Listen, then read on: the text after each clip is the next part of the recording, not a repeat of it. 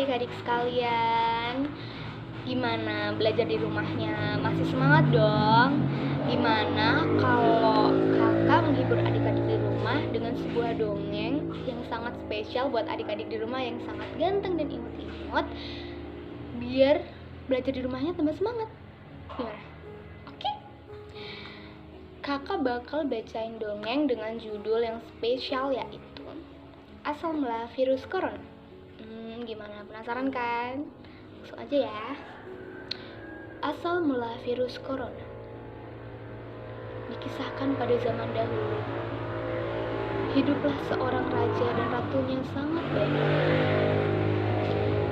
Mereka memiliki seorang putri yang sangat cantik, yang mereka beri nama Putri Coronawati. Nama tersebut berasal dari nama kerajaan yang dipimpin oleh sang raja, yaitu Kerajaan Cakrawala Corona.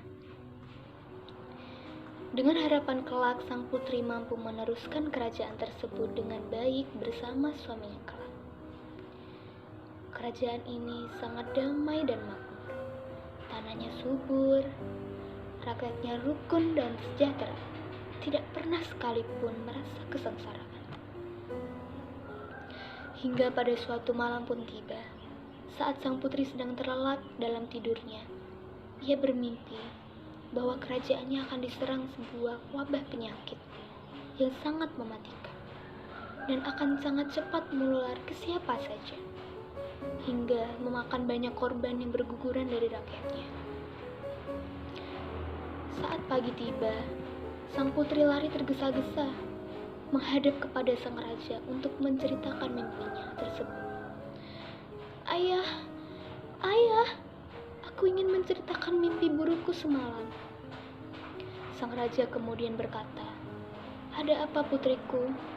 Kemari, ceritakanlah kepada ayah. Lalu sang putri kemudian berkata dan menceritakan mimpinya seraya menangis.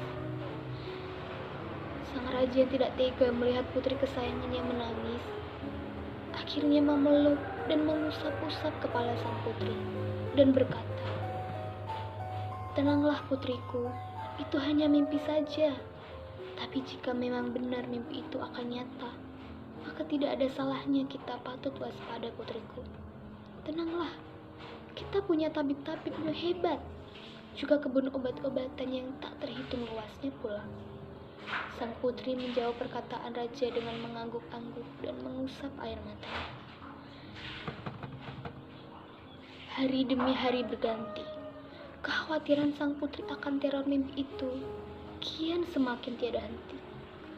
Sampai pada suatu ketika, kerajaan mendapat laporan bahwa beberapa rakyatnya terkena semacam penyakit yang sama persis seperti di mimpi sang putri.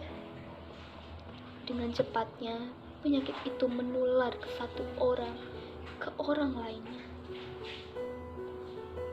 Hingga para tabib merasa kewalahan untuk mengobatinya, karena kian hari bukannya semakin berkurang, malah justru semakin parah dan bertambah jumlahnya. Banyak rakyat yang terkena penyakit ini mati berguguran.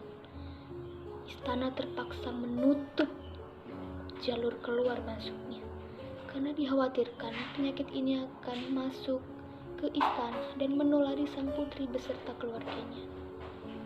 Sang putri semakin ketakutan dan merasa was-was.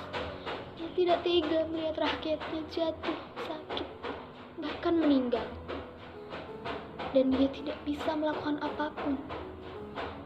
Segala jenis bantuan dan segala jenis obat-obatan dari kerajaan lain sudah diterima, namun tidak ada hasil yang terbukti mujarab.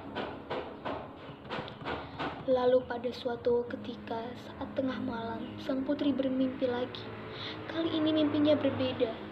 Dalam mimpi itu, sang putri didatangi seorang kakek tua berbaju putih dan berjenggot panjang.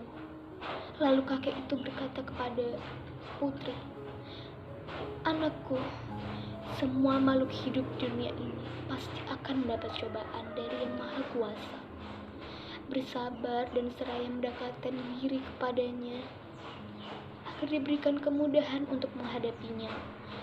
Untuk mendapatkan obat yang mujarab dari penyakit itu, kamu harus bertapa di gua yang dekat tepi sungai sebelah barat kerajaanmu selama 7 hari 7 malam tanpa berhenti sekalipun.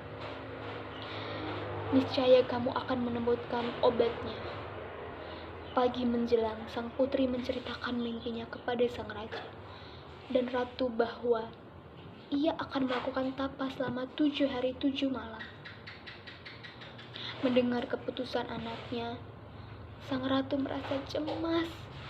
Namun sang raja memberi izin untuk pergi dengan berkata, "Jika ini memang jalan keluar dari masalah ini, maka berangkatlah anakku dan bawa obat itu kemari." Sang putri berangkat tanpa ditemani seorang prajurit pun untuk mengawalnya. Setelah pertapaan selesai, sang putri kembali ke istana dan menceritakan hasil tapaannya kepada sang raja dan ratu, bahwa ia dapat menyembuhkan penyakit itu dengan hasil pertapaannya. Kita semua harus bersabar dan seraya menjaga kebersihan tubuh kita dan juga lingkungan sekitar kita. Rajin mencuci tangan, serta jangan bersentuhan dengan penderita dan tetap tinggal di rumah agar tidak tertular oleh penderita. Segera beritahu tabib saat merasakan gejala seperti sesak nafas yang disertai sakit kepala dan juga batuk. Sang raja semula ragu dengan saran sang putri. Namun, sang putri berhasil meyakinkan kepada sang raja dan tidak ada salahnya untuk mencoba. Ternyata benar adanya. Setelah semua saran yang ada dalam pertapaan sang putri dilakukan, seluruh rakyat akhirnya sembuh dan bisa melanjutkan kehidupan seperti semula. Sang putri bahagia melihat semuanya kembali seperti semula dan memutuskan untuk melakukan upacara pemujaan guna mengucapkan rasa syukur kepada Sang Maha Kuasa atas apa yang telah dialami di kerajaannya. Tamat. Pesan moralnya, semua orang pasti akan sakit. Selalu bersabar dan ikuti anjuran yang ada merupakan obat yang paling mujarab. Nah, itu dia dongengnya adik-adik. Gimana? Seru kan? Semoga kita bisa mengambil contoh yang terdapat di dalam dongeng ini, yaitu dengan menjaga kebersihan. Dan yang sangat penting itu adalah bersabar dalam menghadapi segala banyak musibah yang tengah menimpa kita. Apalagi yang terjadi sekarang di negara kita sedang mengalami musibah, yaitu pandemi corona. Jadi ingat selalu bahwa jaga kebersihan itu penting dan juga bersabar. Terima kasih, sampai jumpa.